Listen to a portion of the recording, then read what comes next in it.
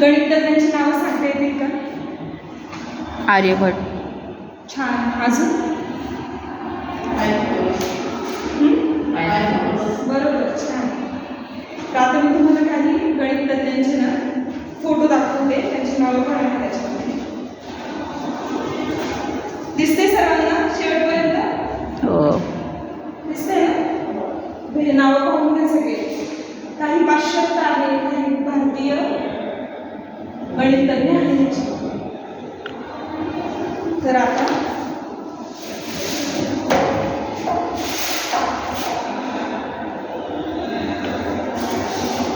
हे कोण आहे?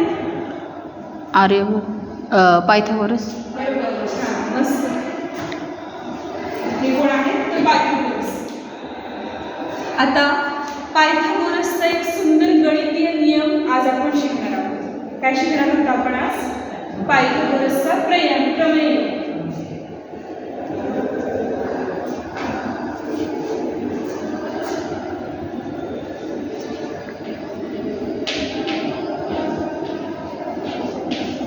पायथागोरसचा प्रमेय. पायथागोरस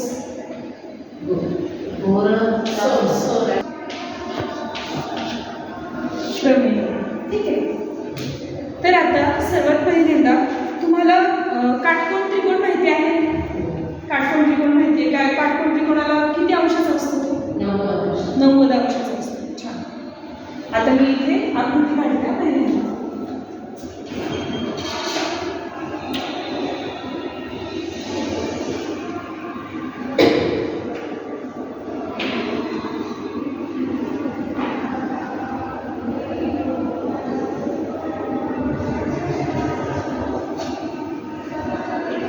आता हा आपला ABC काटकोन त्रिकोण आहे.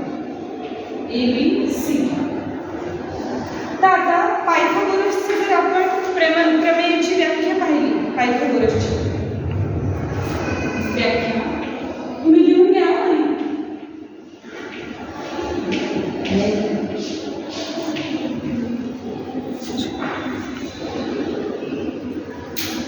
आपण जर व्याख्या पाहिली याची पायथागोरसच्या प्रमेयाची, तर त्याच्यामध्ये असे आहे की कोणत्याही काटकोन त्रिकोणात कोणत्याही कर्णवर्ग हा उरलेल्या दोन बाजूंच्या वर्गांच्या बेरजे इतका असतो. बाजूंच्या बेरजे इतका असतो. तर त्रिकोणाची व्याख्या लिहून घ्या. कोणत्याही त्रिकोणात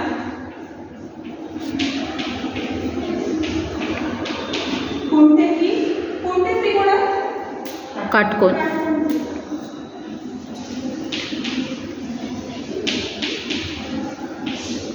त्रिकोणात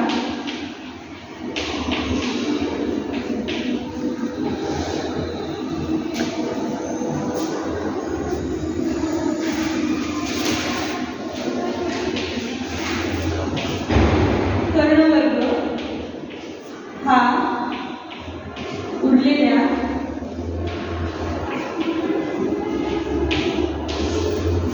दोन बाजूंच्या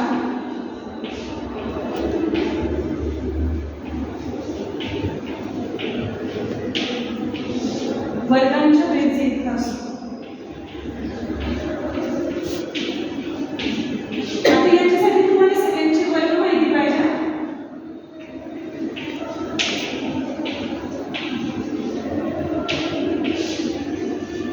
व्याख्या झाली सगळ्यांची लिहून? हो. ओके. तर कोणत्याही काटकोन त्रिकोणामध्ये कर्णवर्ग हा उरलेल्या दोन बाजूंच्या वर्गांच्या बेरजे इतका असतो. आता हा आपण त्रिकोण बघतोय, काटकोन ABC. आता यामध्ये कोणी सांगू शकेल का की कर्ण कोणता आहे, पाया कोणता आणि उंची कोणती? BC पाया. BC पाया. एक सांगा मला. एक जणांनी उत्तर सांगायचं. काय BC काय आहे? पाया आहे BC. पाया. AC कर्ण.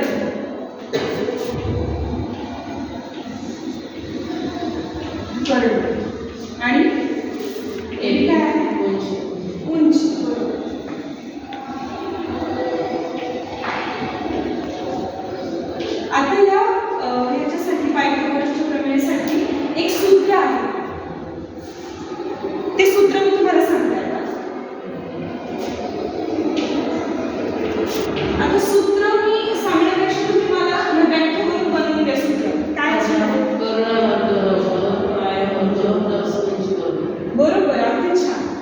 काय आहे कर्णवर्ग बरोबर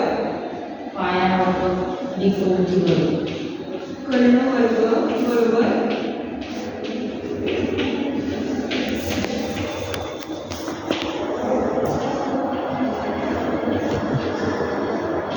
उंची वर्ग.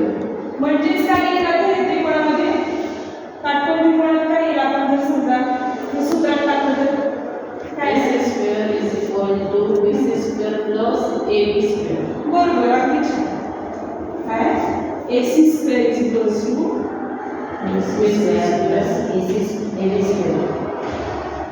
BC square plus AB square. सर्वांना सूत्र लक्षात आले? व्याख्या लक्षात आली सगळ्यांना? हो. तू व्याख्या वाच. कोणत्याही काटकोन त्रिकोणात कर्णवर्ग हा उरलेल्या दोन बाजूंचा वर्गाचा बेरीज इतका असतो. बरोबर अगदी छान. बस खाली. तर आता आपण याच्यामध्ये ना काही उदाहरणं पाहूया. सूत्र वापरून आपण काही उदाहरणं पाहूया. मी एक उदाहरण तुम्हाला सोडून देते.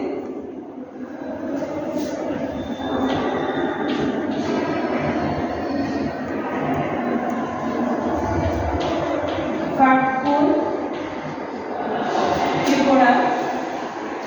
त्रिकोण PQR मध्ये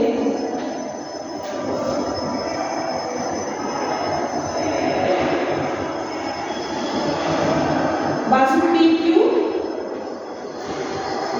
3 सेंटीमीटर. इथे मी त्रिकोण काढतो तुमच्यासाठी छोटासा आणि तुम्हाला लक्षात येईल P Q आणि R.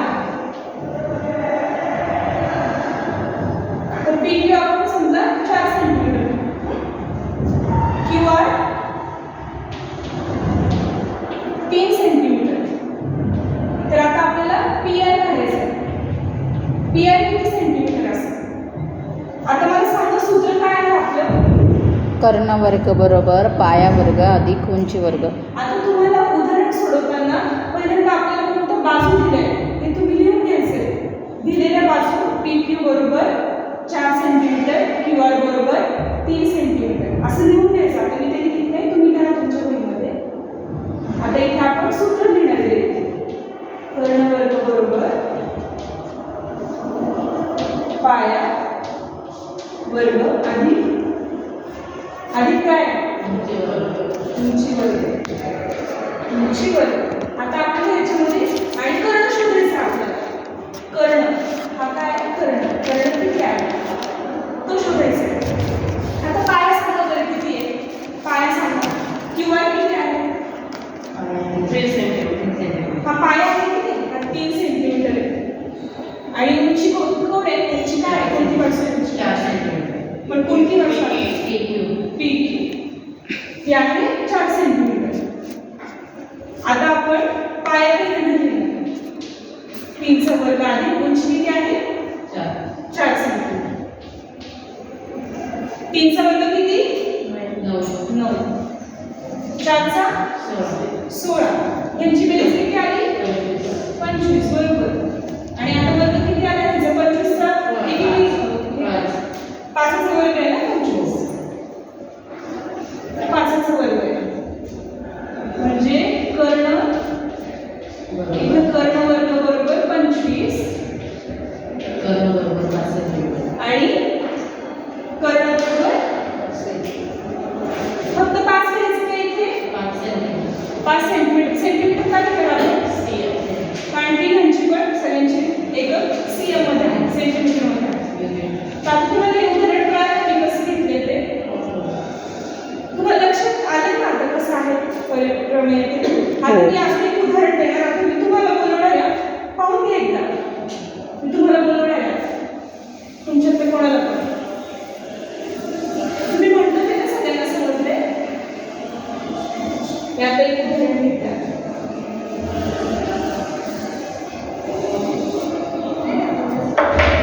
आता मी घेते काटकोन त्रिकोण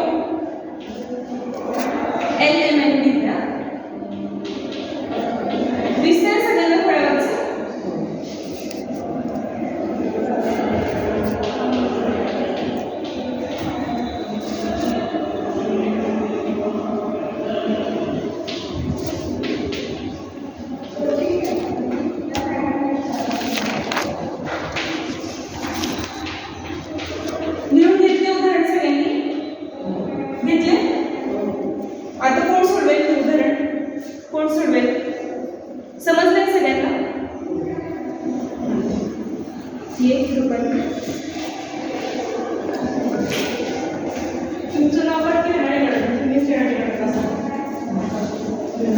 समजून घ्यायची होतं ना ती काय बरोबर. आधी आपण हे दिलंय. दुसरं काय? आपण काय लिहिणार आहे पहिल्यांदा? तर सूत्र लिहून घेणार आहोत. नियमाने आपण आधी बाजूंची किती सेंटीमीटर दिलंय ते लिहिणार. आता पाया कोणता आहे? तिन्ही काटकोन त्रिकोण काढून घेतलाय पहिल्यांदा, म्हणजे लक्षात येते त्याचे. LM किती दिलाय? 12 सेंटीमीटर. MN किती आहे? 5 सेंटीमीटर. आणि LN काढायचं आहे, म्हणजे कर्ण काढायचं. आधी बरोबर. 5चा वर्ग किती? 25 आणि 12चा 144. आता बेरीज करा त्याची. किती? बेरीज किती आहे?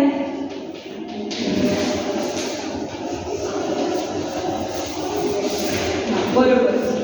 आता 169 कितीचा वर्ग आहे? कितीचा वर्ग आहे? 17 13 13चा वर्ग आहे. बरोबर. तर कर्ण किती सेंटीमीटर आला? 13 13 सेंटीमीटर. एकदम छान, हुशार, शाबास. मस्त सोडवलेलं आहे. तर 13 सेंटीमीटर. आता सर्वांना कळालं पायथागोरसचं प्रमेय? प्रमेय कळालं पायथागोरसचा? आता मी तुम्हाला अजून एक उदाहरण देते. आता हे झालं तुम्हाला कळलं येतंय का? मी आता अजून एक उदाहरण तुम्हाला सांगते आणि तुम्ही ते मला सांगा.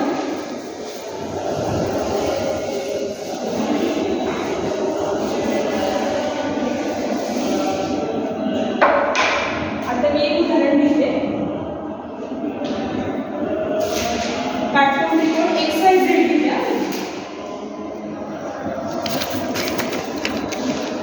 X, Y आणि Z. आता याच्यामध्ये बाजू XZ घेते.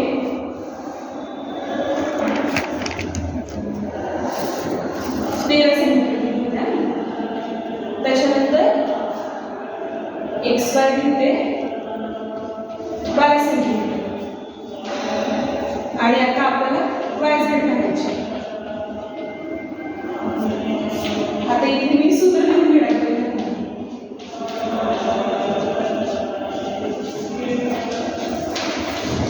ह्याच्यामध्ये काय काय दिसतं आपल्याला? कर्णवर्ग, पायावर्ग आणि उंची वर्गामध्ये काय काय दिलेले आहेत? भाजली किमती कोणत्या कशा कशाच्या दिलेल्या आहेत?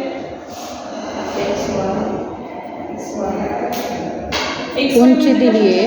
उंची दिलेली आहे. बरं. आणि म्हणजे काय? कर्ण दिलेला आहे आणि काय? उंची दिलेली आहे. तर आता मी इथं किमती टाकून घेत्या. कर्ण आहे XZ. त्याची किती? 13 दिलेली. पाया दिलेला आहे का? पाया काढायचा.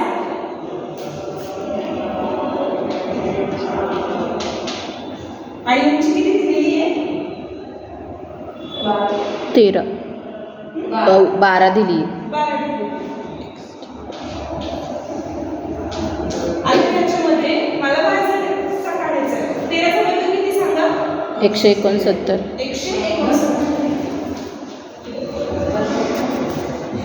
हे मी कसंच ठेवणार. 12चा वर्ग किती? हां. आता मला इथे YZचा वर्ग काढायचा आहे. तर मी काय करणार इथे? काय करणार मी? 169 minus 145 करायचं. YZ प्लस लावून द्यायचं. हां, इथे हे प्लस चिन्ह होतं, ते इकडे गेलं ते मायनस झालं. तर मी इथे काय ठेवून घेणार?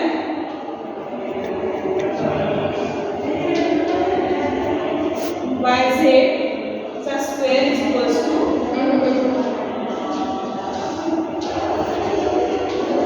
तुम्हाला आली ना ही स्टेप लक्षात? मी एक स्टेप वगळली याच्यामध्ये.